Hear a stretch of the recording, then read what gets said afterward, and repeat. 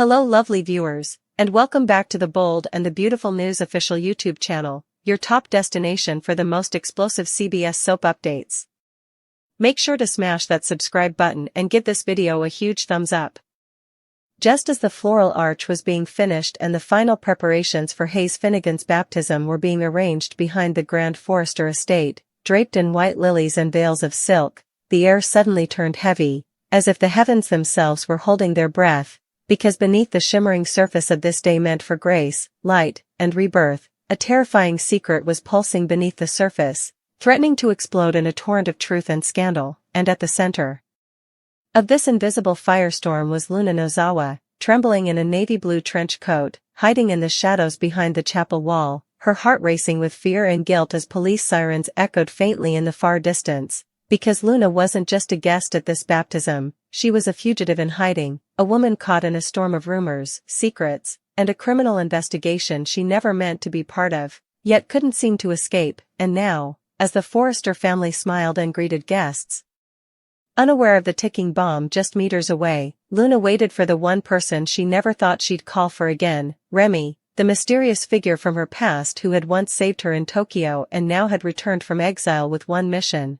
get Luna out of town before the police arrived and exposed the scandal that could not only ruin her career at Forrester but destroy her mother Poppy's already fragile reputation and drag Bill Spencer and the entire Logan family into disgrace. Minutes earlier, Luna had been hiding behind the catering van when she heard her name whispered, "Luna, it's time," and turned to see Remy, clad in black, eyes sharp, jaw clenched, looking exactly as he had the last time he'd saved her from a trafficking scandal orchestrated by her estranged father's enemies, only this time, his job was even more dangerous, because this time Luna wasn't just running from shame, she was running from the law, accused of stealing proprietary designs from Forrester Creations, all planted evidence and orchestrated lies by someone who hated her, perhaps even Elektra, whose jealous rage had reached nuclear levels after Will Logan had confessed his love for Luna in the showroom in front of the entire intern team, and now, Luna had been set up, cornered, and blamed, with security footage doctored, emails faked, and a warrant quietly issued for her arrest, all while the rest of the Forresters toasted champagne over baptismal blessings and whispered about wedding rumors, completely unaware that one of their own was being hunted like a criminal, and now, with Remy's arrival, Luna had mere minutes to decide: flee and clear her name later, or stay and risk being taken into custody in front of the entire Forrester family. "You can't hesitate," Remy growled, throwing a black hoodie over her head and guiding her toward the back gate. "The LAPD are 2 blocks away, they're just waiting for the ceremony to begin so they can arrest you quietly," and Luna, trembling, whispered, "I didn't do it." "Remy, I swear, I didn't," but he cut her off, eyes blazing, "I know. That's why I'm here. Someone wants to destroy you. And I'm not letting that happen again." While across the garden, Poppy was mid-conversation with Brooke Logan when she received an anonymous text: "Your daughter is about to be taken. You have 60 seconds. R."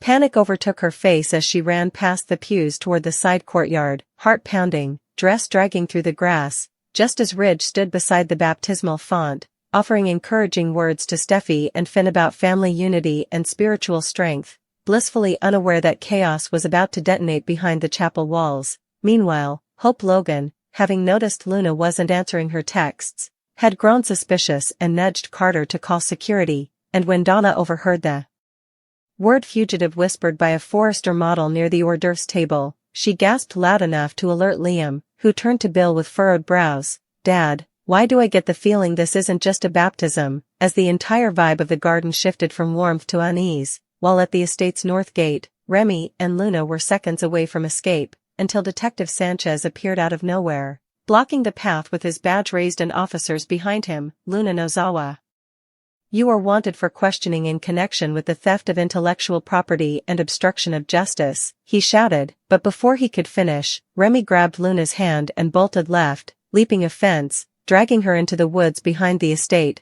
where a dirt bike was hidden beneath a tarp. "No time," he shouted, revving the engine and pulling her on behind him. "Hold on," and within seconds, they were gone, leaving behind a crowd of stunned wedding guests, security chaos, and a baptism that would forever be remembered not for its blessings, but for the fugitive escape that nearly ruined it all, and as angry threats erupted from Ridge demanding to know how someone got past Forrester security, and Brooke screamed at Poppy, "What the hell is going on?" Poppy collapsed in tears, clutching her phone, whispering to herself, "Remy, what did you do?" While Carter and Eric began damage control, instructing reporters to delete footage, and Steffi, now furious, accused her cousin of ruining her son's big day. Yet even amid the fury, Hope stood up, silencing the crowd, and said with a tear-streaked voice, "Maybe instead of pointing fingers, we should ask ourselves, why would someone run unless they were terrified they'd never be heard?" But her words only stoked more fire, especially when Electra stormed forward and screamed, "Don't you dare defend her. She stole my life, my job, my man, and now she's running like a coward," which only inflamed the crowd further, leading to a nearly violent confrontation between Electra and Will, who shouted, "Luna would never do that. And you know it," as the garden descended into chaos. Meanwhile, Luna and Remy, now far from Beverly Hills, reached an abandoned safe house Remy had once used during his Black Ops days in Japan, where Luna collapsed in his arms, sobbing, "I don't know who framed me, but I know someone wants me gone for good," and Remy, clenching his fists, replied darkly, "Then we'll burn them before they burn you." The Bold and the Beautiful recap for Tuesday, July 15th, reveals that Liam Spencer signed a waiver for a wild procedure while Taylor Hayes made a wedding date request. Taylor talked to Donna Logan at the Forrester mansion about the possibility that Brooke Logan would join Ridge and Eric Forrester on their trip to Italy. Taylor insisted that she trusted Ridge and mentioned that Nick Marone might also be there because Donna was curious about Taylor's actual feelings regarding that. At Forrester Creations on Tuesday's B&B episode, Eric talked Brooke into going on the business trip to capitalize on her popularity there. Once Brooke left the CEO office, Eric played up the magic of Italy and gave Ridge a nudge to fully enjoy all Italy had to offer with Brooke. Taylor felt like she was interrupting something when she appeared in the doorway, but Eric downplayed things before taking off. After Taylor was alone with Ridge, she had one request before he left town and asked to set a wedding date. In the design office, Nick checked on Brooke since he heard about all the shooting drama. The conversation eventually shifted to Brooke going on the Italy trip, so Nick asked what Brooke was doing and refused to let her go down this road with Ridge again. Brooke argued that it was business, but Nick didn't seem convinced and ultimately pushed her to fly to Italy with him instead. After Nick turned on the charm, Brooke smiled and seemed interested in his offer. In Liam's hospital room, Bill Spencer expressed his remorse for getting Luna out of prison, but Liam insisted it was over and that Luna was gone now. Talk turned to Liam's brain tumor and Bill's desire to do everything in his power to help him. After this near-death experience, Liam realized he wasn't ready to die and had to fight. Grace Buckingham eavesdropped and eventually pulled Bill out of the room to speak privately. After Grace admitted there could be some hope, she said her colleague had developed a procedure that was in its early stages. It could be Liam's only shot, so Bill was willing to sign any waivers and pay whatever it took. Grace warned it could cost upward of $1 million, but Bill replied that he'd give her a freaking blank check if it meant saving Liam. Grace also indicated that it wasn't something that could be done at the hospital and stressed the importance of keeping things quiet. Since Bill was on board, Grace suggested they needed to act immediately and get Liam on board as well. Once Bill returned to Liam with updates, it didn't take much convincing since Liam was definitely open to a chance to live. Following Grace's conversation with Liam, he inquired after hearing that his tumor was inoperable. That was true by current surgery standards, but Grace said her colleague was doing new things and offering an experimental surgery. Grace added that she took the liberty of contacting this colleague, who was already in the States. The surgery could be scheduled for tomorrow, but Grace reiterated that it couldn't be done there at the hospital. This was all hush-hush since the full approval could take years, which Liam obviously didn't have. Bill urged Liam not to pass up this chance, so Liam said he wanted to live and that they should do it. Grace talked about a surgical center that was available, so she could book the procedure for tomorrow.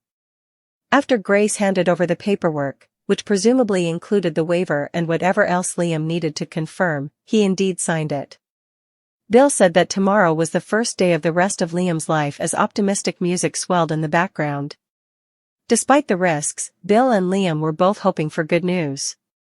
The bold and the beautiful spoilers say Bill will remain supportive as Liam goes through the next phase of all this, so stay tuned. The bold and the beautiful spoilers reveal that a new mystery doctor is joining B&B, so fans will eventually find out who's giving Liam Spencer a second chance at life. First, Grace Buckingham will get Liam into a new experimental treatment once Bill Spencer dips into his fortune. Grace will appear relieved as she receives $1 million transfer message on her phone. Grace will perform an initial surgery, but there'll be more steps to come if Liam hopes to recover. Liam will have to head to a private clinic for the rest of his experimental treatment program, and there'll be a new doctor for Liam to work with once he arrives. There's no word on who this doctor is just yet, so it'll be interesting to see who's behind the plan that could help Liam survive. Although this whole situation seems incredibly shady, Bill won't care as long as it gives Liam the possibility of beating his brain tumor. Of course, there are some reasons to be concerned since Grace seems so rattled lately. It would appear that Grace is being pressured by someone to gather patients like Liam for this experimental protocol. This could indicate that the new doctor has a dark side and is not exactly the kind of person who just wants to help people. This may be more about the money than anything else, but B&B surely wouldn't be doing this storyline if it wasn't building to Liam's survival. Even if there are some ulterior motives involved, this new doctor's experimental treatment could give Liam the life-saving results he needs. Since Bill is paying for everything and making the arrangements, that'll give him an opportunity to make amends for getting Luna Nozawa out of prison. Bill can also make up for other past mistakes with Liam and try to do a better job with their father-son bond moving forward. Since this mystery doctor should make his or her debut soon, we'll be sure to give you updates on any major casting news. The bold and the beautiful spoilers say Liam will find himself on quite the emotional roller coaster thanks to what this new doctor has to offer, so stay tuned. Liam Spencer's recovery. Bill Spencer is sitting in Liam's hospital room as Grace Buckingham checks him over. Liam tells a joke about his dad. According to the patient, his father has not left that chair in days. Bill won't leave until he's completely recovered. Grace tells Liam that he is extremely fortunate and has much to live for. Liam gets it without either of them having to say the words. Bill is having the luckiest time of it all. He gets emotional as he talks about it with Liam. The patient claims Luna Nozawa is no more, and the situation is over. Bill is so proud of his son as Grace's eyes watch carefully. Bill wants to know why Liam kept the tumor a secret. It wasn't a punishment, he just didn't want his last moments with Bill to be in mourning. Liam thought he was ready, but after getting shot, he's not. He wants to fight now. Grace interrupts to have a private conversation with Bill. Bill Spencer's persuasion. Grace and Bill talk about Liam's chances. Grace has a way to save Liam. Grace brings up the treatment, but Bill doesn't know anything about this. Bill discusses the procedure with Liam. Grace chimes in about how she's confident this is the answer. Liam agrees to do it for his kids. Grace has him sign papers and he can have the surgery the next day. It will be at another facility, not at that particular hospital. Oh, sneaky, Grace. Liam signs the papers. Brooke Logan's Italy trip at Forrester Creations. Eric Forrester and Brooke Logan talk. Rich Forrester says that Luna is no longer a threat. The trio talk about Liam's brain cancer. Brooke promises to be there for Liam and his children. Eric attends numerous meetings outside of town.